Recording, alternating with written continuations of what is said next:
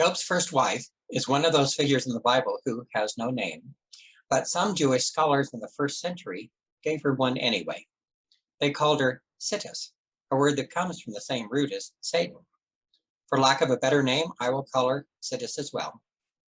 And speaking of Satan, lest we get the wrong idea, the Satan that we see in the book of Job is not the great prince of darkness or evil that we usually like to conjure up. The book of Job predates all that.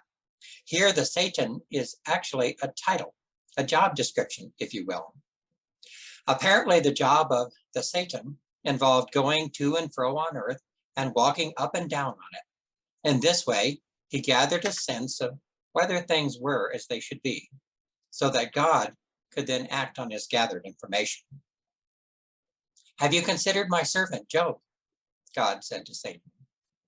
There is no one like him on earth, a blameless and upright man who fears God and turns away from evil. Does Job fear God for nothing? The Satan answered. Have you not put a fence around him and his house and all that he has on every side? Stretch out your hand now and touch all that he has, and he will curse you to your face. For reasons God alone knows, the Satan was then given permission to test this hypothesis. Is the faith of Job just a byproduct of his prosperity? One calamity after another then happened to Job and his household. He lost everything. Even his sons and daughters all perished when a great wind collapsed the house where they were. Surely both Job and his wife grieved alike. But Job alone responded by saying, the Lord gave, and the Lord has taken away. Blessed be the name of the Lord. And in all this, Job did not sin or charge God with wrongdoing, so we are told.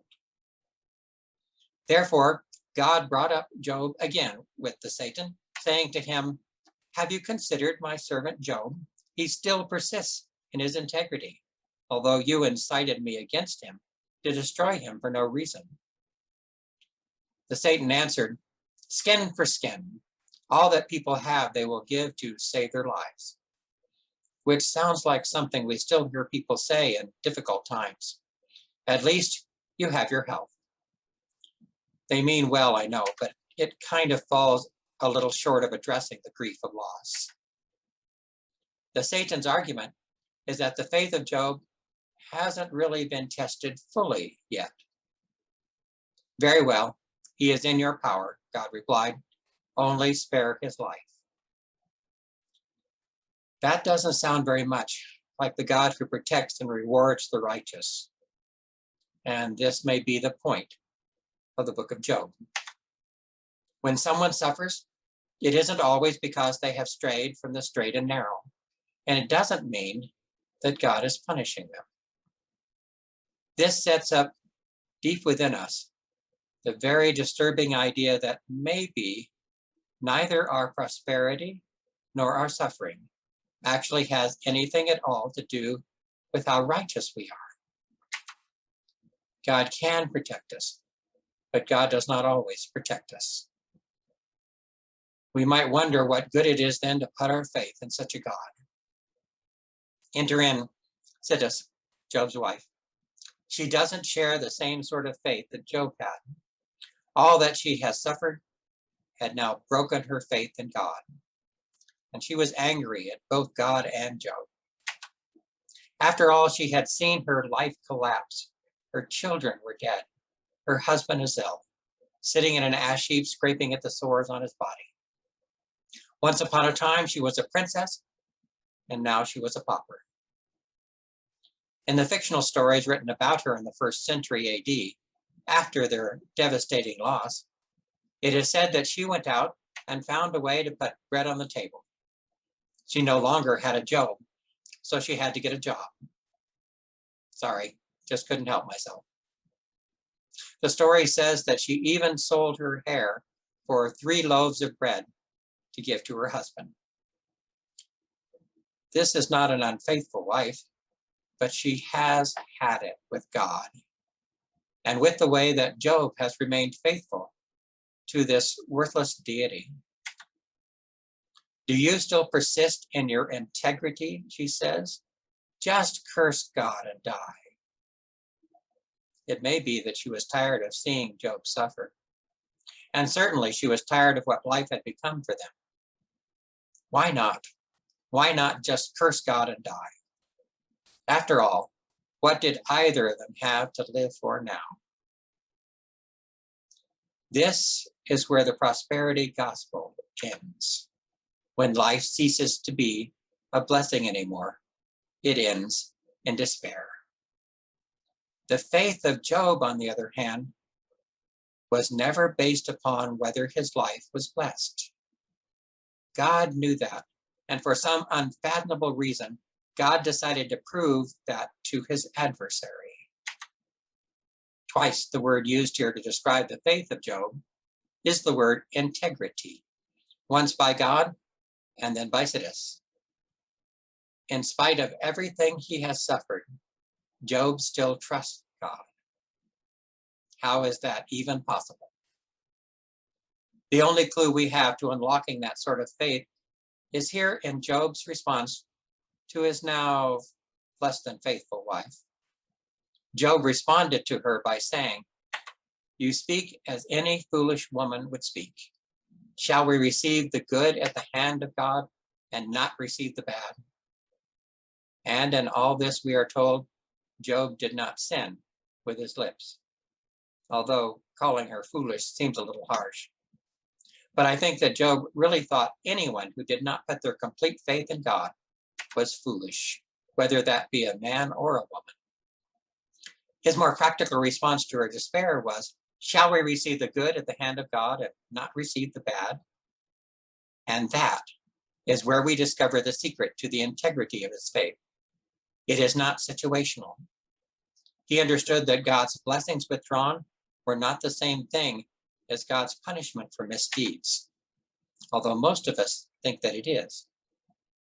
Integrity of faith in the bad times is based upon this understanding of God's providence. Prosperity is never guaranteed. Bad stuff happens to good people. Really good people take the bad with the good and still put their complete trust in God's love.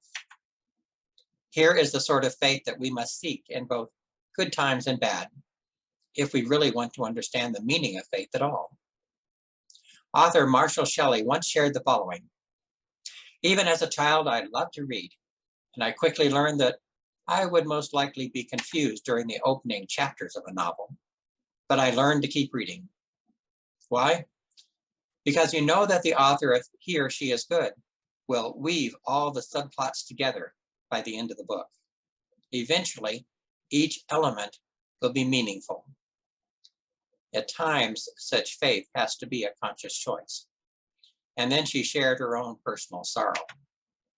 "Even when I can't explain why a chromosomal abnormality prevented my son from living on Earth more than 2 minutes, even when I can't fathom why our daughter endured 2 years of severe and profound retardation and continual seizures before she finally died, I choose to trust that before the book closes, the author will make things clear." Sidis really did help Job to start on his quest to understand why. After that day, Job began to ask questions of God, and that was the beginning of wisdom for him. His long, anguished lament exposed all of his so-called friends as frauds, but it also led him to a deeper faith in God.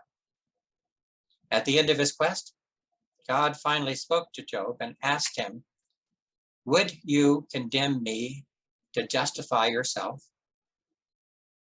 Talk about foreshadowing. One day Jesus would be condemned to die in a vain attempt by humanity to justify ourselves. Instead, Christ's blood would become the means by which all who believe and put their trust in him are now justified.